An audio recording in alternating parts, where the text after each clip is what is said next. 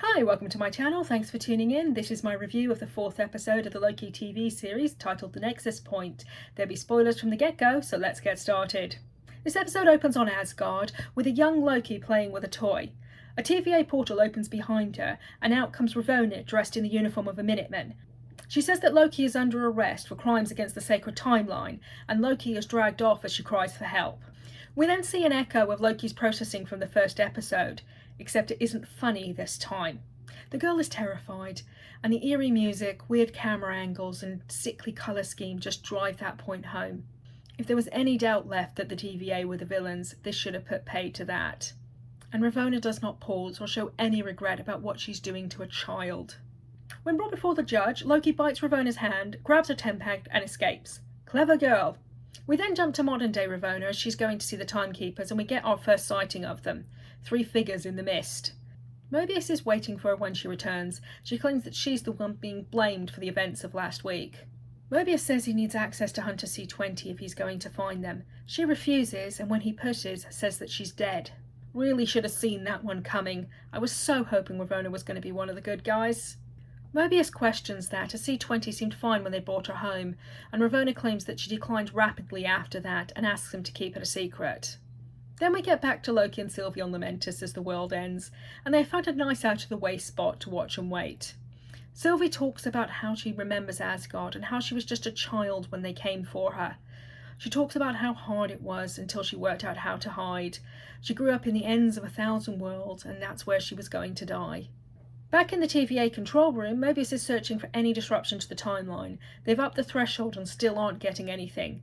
B-15 asks about C-20 and Mobius says there's no news, and B-15 seems especially invested in finding Loki and Sylvie. There's something different about her interest here.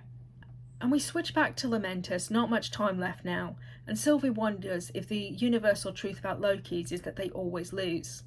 Loki says no, that the universal truth about them is that they always survive. He uses her as an example, saying she is amazing, that she was just a child and she ran rings around the TVA and nearly took them out. They seem to be having a moment, and back at the TVA a Nexus point is forming, a big one. Loki and Sylvie hold hands as the end approaches, but with moments to spare, 2 portals open up behind them and they are back under arrest at the TVA, being dragged through the corridors. They are split up and there is a long, meaningful look between them. Mobius is angry that Loki betrayed him, which I don't think he actually did. If anything, it was the opposite.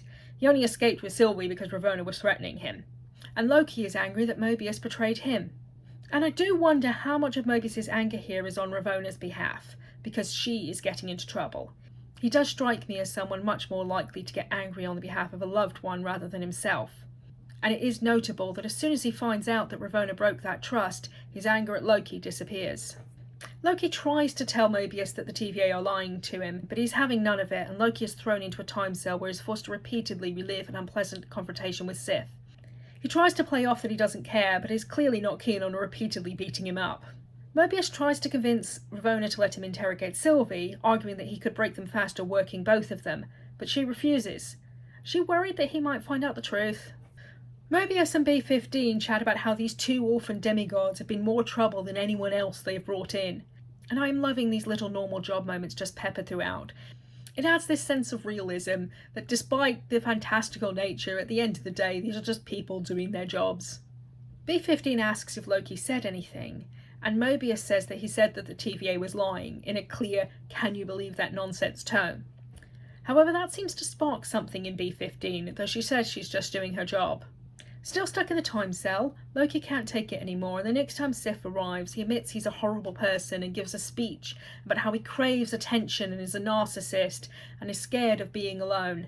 Which does stop her from hitting him, though not from telling him that he will always be alone, so half a win. While I do think that Loki believed what he said, I'm not sure it was a breakthrough as such. I think it was still a tactic trying to beat the simulation.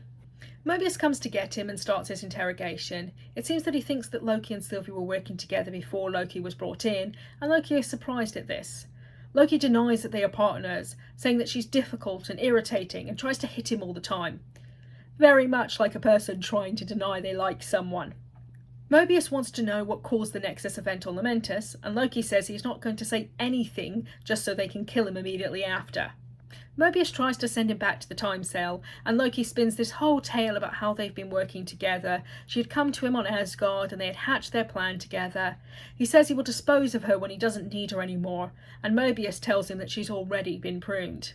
Loki is clearly affected by this claim. He tries to brush it off, but not very convincingly at all. Mobius laughs, saying he likes her. Loki pushes to find out if she's dead or not, but Loki just goes on, saying that two variants of the same being forming that kind of romantic connection would be enough to break reality. Loki does try to keep up the pretense of her plan, and he does try to tell Mobius the truth, but Mobius doesn't want to listen, until eventually Loki just shouts that they are all variants and their memories have been erased. Mobius seems to consider this for a moment, but doesn't believe him, but it does look like a seed of doubt was planted. As he is put back in his time cell, Loki says that Mobius is the worst of all the liars in this place. Not for lying about Sylvie, which he can respect, but for lying to himself. We then jump to B15, who is alone in a corridor and clearly having some kind of crisis of faith. It looks like she's going to kill Sylvie, but instead she opens a portal and tells her to come with her.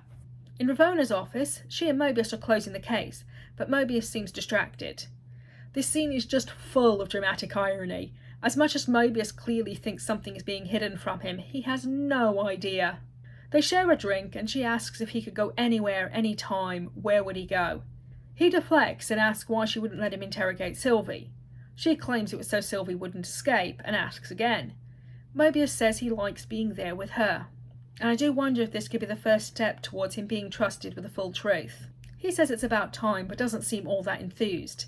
And then he asks about C20 and Ravonna asks what's wrong with him, says they did it, the timekeepers are happy, why is he still worrying?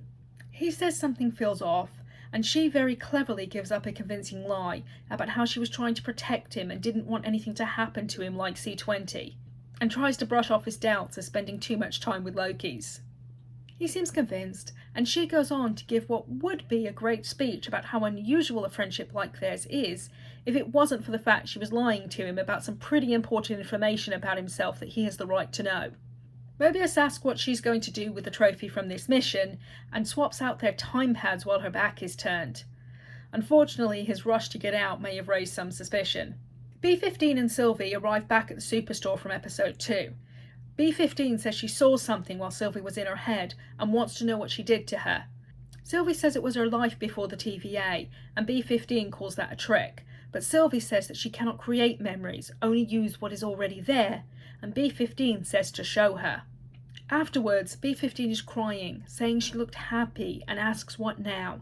Down in the archives, Mobius uses the time pad to look up C20's debrief, and sees that she was coherent and talking about how they were all variants. And he sees Ravonna cut off the interview. Mobius goes to the time cell, and at first Loki thinks it's more of the same, but it is soon apparent that Mobius is up to something different this time. He thinks that the Nexus event Loki and Sylvie caused could bring the whole TVA down. Loki is surprised at Mobius' change of heart, but is quick to assure Mobius that he believes Sylvie about them all being variants. When Mobius says he just has to trust the word of two Lokis, Loki responds with, "How about the word of a friend?" Mobius said he was right, and Loki needs to trust him if they're going to save Sylvie. I do love how quickly Mobius acted here. He's only just found out that his entire life is a lie, but he is straight into doing something about it. I suspect it might be to distract himself, but credit for not being curled up in a ball somewhere. He then tells Loki that he can be whatever he wants, even good, just in case anyone ever told him otherwise. And while this does sound like an apology for some of what he said earlier, it also shows how much Mobius' worldview has shifted. The Mobius of episode 1 believed that people could only be what the timekeepers said. Even if he clearly had some doubts, hence bringing Loki in the first place, he did still have that true belief, and now he doesn't. This was probably my favourite scene in the episode. I am still living for this dynamic. Please, please give me more. Unfortunately, when they leave the time cell, Ravonna is waiting with 4 Minutemen. Mobius tries to play it off as having picked up her tempad by mistake, but it really doesn't work. And then he answers her question from earlier, and says that if he could go anywhere, it would be to where he was really from the life he was stolen from. That maybe he had a jet ski, and that he would just like to ride around on it. So, if Mobius does not get his ride on a jet ski by the end of this, I will be most displeased. Ravonna orders him pruned, and while she does seem effective, she doesn't hesitate. Loki is far more upset than she is. He is distraught. She goes to collect Sylvie and realises someone had gone in with her, and one of the guards admits it was B-15. Ravonna says to put out an alert for her, saying she's been compromised by the variant as well. Loki and Sylvie are being taken to the Timekeepers. Sylvie notices that something is wrong and asks Loki if he's okay. He gives a kind of nod in a yes but not really kind of gesture. Ravonna leaves the guards behind, which does not seem wise. Even if they're both wearing time collars, they've both escaped before despite that. Sylvie asks if Ravonna remembers her, and then asks what her Nexus event was. And Ravonna takes pleasure in saying that she doesn't remember the event that was important enough to take Sylvie's whole life from her. This is the point where I really started to hate Ravonna. Up until now, she didn't seem to be taking pleasure in hurting people, just seemed to be doing what she felt was necessary. But this was being cruel. She was happy to be able to dismiss the event that ruined Sylvie's life as not important enough to remember. We then get a much needed break in tension with the Timekeepers, who with all their smoke and temple-like framing and deep echoing voices are simply ridiculous. Loki says he's lost count of the number of times he's been killed and to go ahead, and Sylvie says she thinks they're scared. B-15 to the rescue, who disables Loki and Sylvie's time collars and repeats a line from earlier, which seems to be some kind of TVA motto: for all time, always. Unfortunately, it appears she gets knocked out early in the ensuing fight, but it does appear she survives, and I'm hoping to see her team up with Sylvie next week. Of course, now the Timekeepers want to talk, but Sylvie just takes off one of their heads. It's revealed that the Timekeepers are in fact androids, which puts them back at square one, much to Sylvie's frustration. Loki says he has to tell her something, and stumbles as he works up to a clearly big emotional statement, only to disappear as Ravonna comes up behind him and uses one of the staves on him, presumably killing him. Sylvie is not happy and quickly turns the tables, but instead of killing Ravonna, says she's going to tell her everything. And that is the end of the episode. Except for a post-credits scene that shows Loki waking up.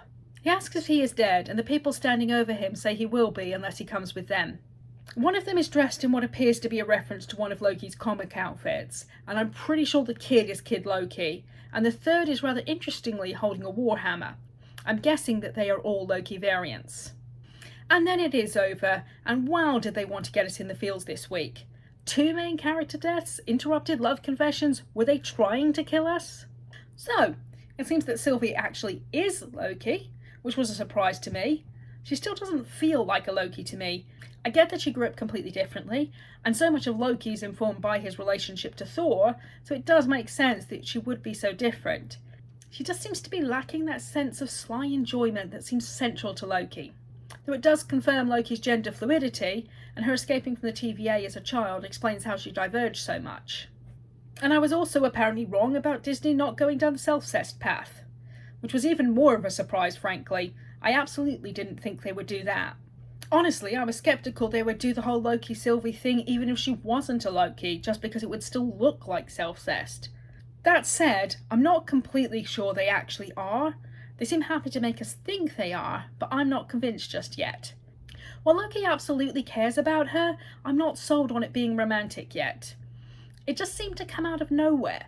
Last week they were barely getting along, and minutes later they're sharing romantic moments in the light of a dying world. Sylvie's attitude towards Loki has completely changed as well. Something about it just feels like a fake out to me. But I could be wrong again. But whether it is fake or not, I have issues. Don't get me wrong, I am firmly ship and let ship. I'm not going to judge anyone on which fictional characters they want to see smush faces.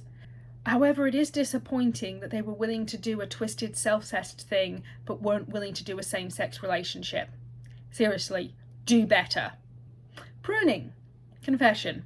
I'd accidentally seen a GIF set of Loki being pruned before I watched the episode, completely forgot I needed to not be refreshing Tumblr until I'd watched.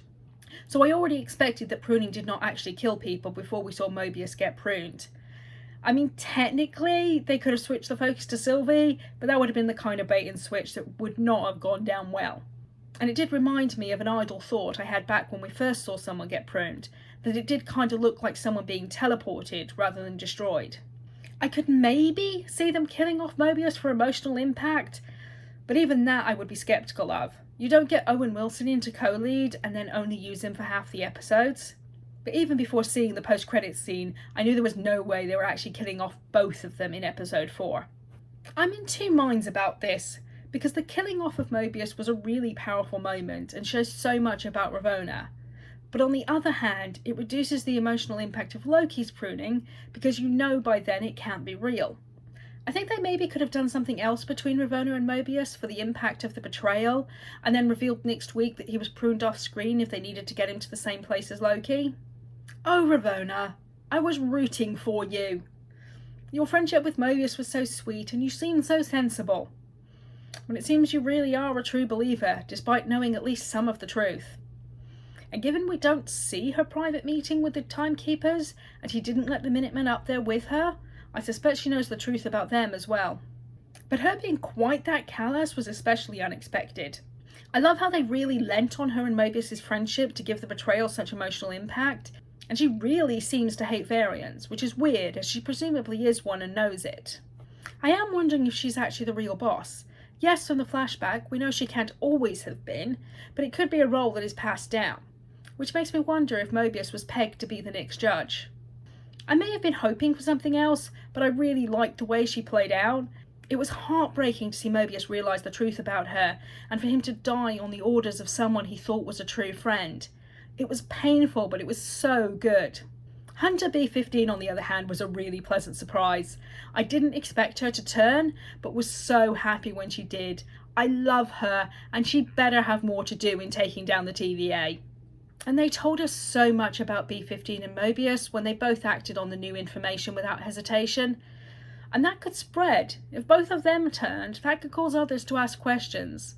There does come a point where you can't kill everyone who gets suspicious. As for the TVA, while I do think they are trying to protect the timeline, I don't think it has anything to do with stopping an interdimensional war. That's just PR. But as for what they are really doing, I still have no idea. I do wonder if the TVA weren't always this harsh, if the unfeeling bureaucracy was something that evolved. Given that we know now that their weapons teleport rather than kill, I think that maybe they originally just relocated variants so they couldn't damage the timeline. Which is still cruel, but not as bad as killing them. The world Loki is on now could have been a refuge of sorts, which has descended into ruins as the truth of the TVA got lost to time.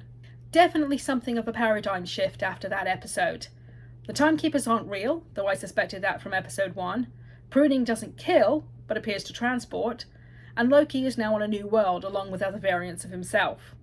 Which leaves us with a lot of questions and things to be resolved in the last 2 episodes. While we got a lot of new information this week and found out what sides our main players were on, we didn't really get much in the way of answers to the big mysteries. What did you think? What do you think the truth of the TVA is? Let me know in the comments down below. If you liked the video, please hit that like button, and if you want to see more, please consider subscribing and hitting that notification bell so you'll know when I post my next review. Until then, have a good one.